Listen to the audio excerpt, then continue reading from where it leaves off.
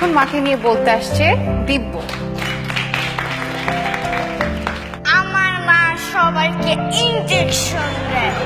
আমার মা একজন ডক্টর। এখন বলতে আসবে জুই।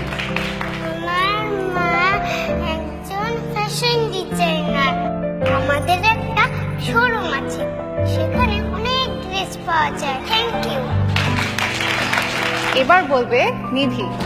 আমার আম্মা একটা বড় স্কুলের টিচার। কলেজ বড় বড় স্টুডেন্টদের পড়ায়। Thank you. মাকে নিয়ে এবার বলতে আসছে উনাইসা।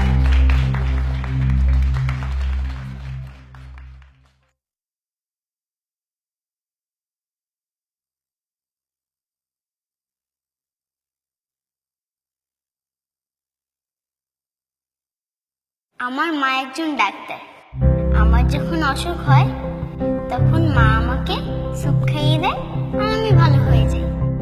আমার মা একজন ফ্যাশন ডিজাইনার। মা আমাকে সাজিয়ে দেয়, চুল বেঁধে দেয় আর সুন্দর সুন্দর ড্রেস বানিয়ে দেয়। আমার মা বেস্ট টিচার। মা আমাকে সায়েন্স প্রজেক্টে হেল্প করে। মা আমাদের বাসার বস। বাসার সব কাজ মা একাই করে। আমার মা একজন housewife. I am proud of my mother.